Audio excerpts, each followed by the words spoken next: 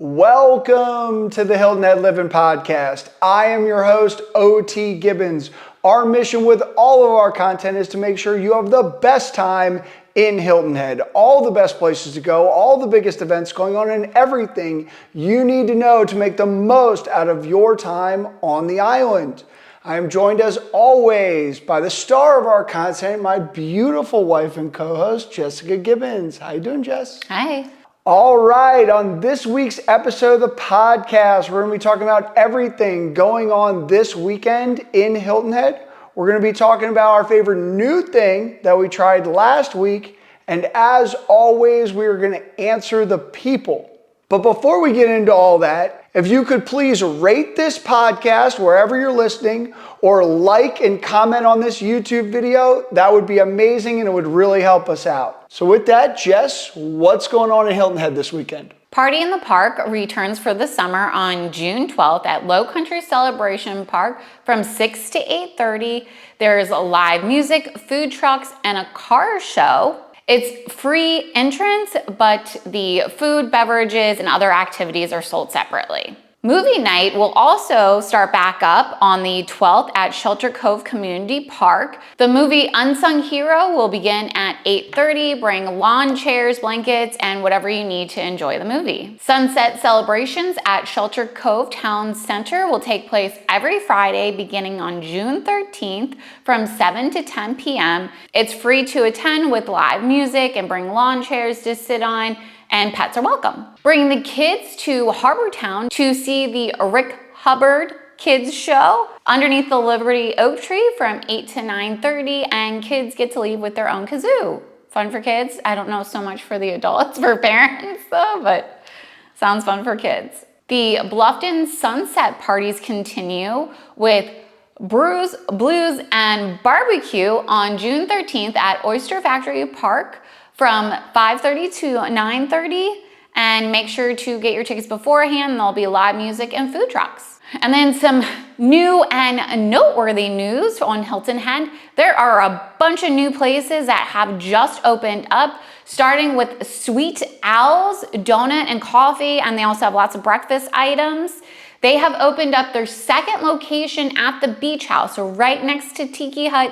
It's behind the pool area, so it'd be great if you're on the beach there, you need something refreshing, you need a little snack, you just walk right up and it's there for you. There's also the Store 9 line in Coligny Plaza.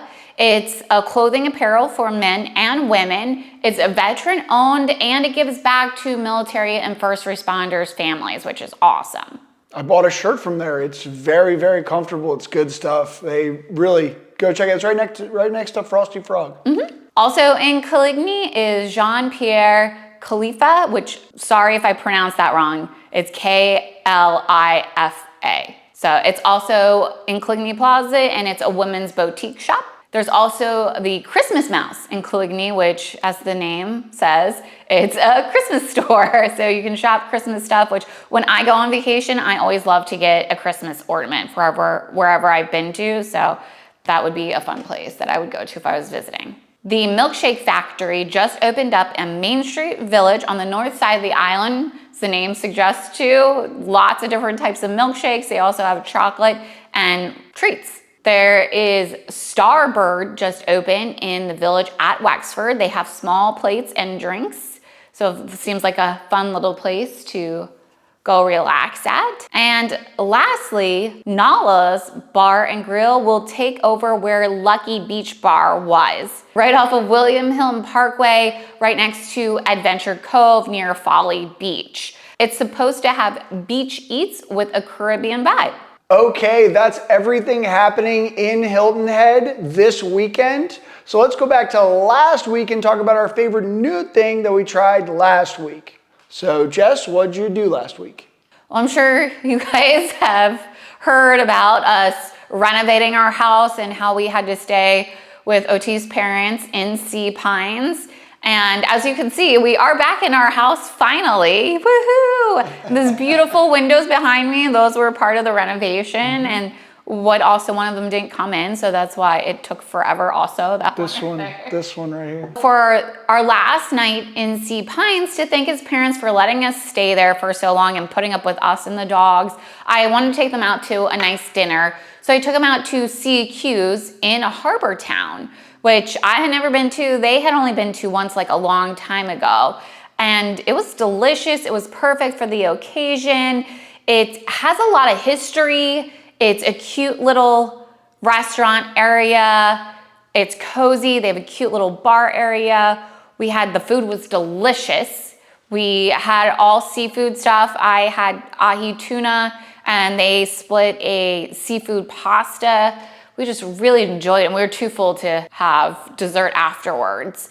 But it used to be the house used to be the part of the lighthouse in Palmetto Dunes, the rear range Leamington Lighthouse that now got moved. So it sometimes gets the haunting of the blue lady, of the daughter that died from exhaustion at the lighthouse. So that's pretty cool. They say they can like hear things or the lights go on and off. So we didn't experience any of that, but food was delicious and I'd highly recommend, especially for like a special occasion. And what about you? What'd you do? We were looking to play golf, and man, we were right in the middle of the season, right before they did. A lot of the courses are doing aeration right now, but we were looking around. Everything was like $180, $190. It was crazy. And we ended up finding a $70 round of golf, and we really had no idea what to expect. We were expecting the worst. But we showed up, and again, the putting green was great. The range was kind of raggedy. Guy in the pro shop wasn't super excited to see me. Then we met the groundskeeper and they're telling us that only 4 guys work there that mow the whole course. And the tee sheet was packed. And we get out there, we're super worried it's gonna be like 6 hours and the course is gonna be rough, but we ended up playing in 3 hours and 55 minutes, which was awesome on a crowded golf course on a Thursday in peak season for $70. The greens were in good shape. Some of the tee boxes were a little rough, but the fairways and greens were good. And it was Bear Creek right here in the Hilton Head Plantation area. It was $70. It was awesome. We really enjoyed it and highly recommend as a golf course to go check out for everybody. All right, and as always, we're gonna answer the people. And the question we've been getting asked most often lately is where to see fireworks on Hilton Head Island. So Jess, where can people see fireworks on Hilton Head Island? Well, you can see fireworks on Hilton Head Island every Tuesday at Shelter Cove Harbor and Marina, and it's part of Harbor Fest, which before the fireworks, they have live music going on. There's Cappy the Clown is there for the kids. There's like a train ride, a lot of fun stuff.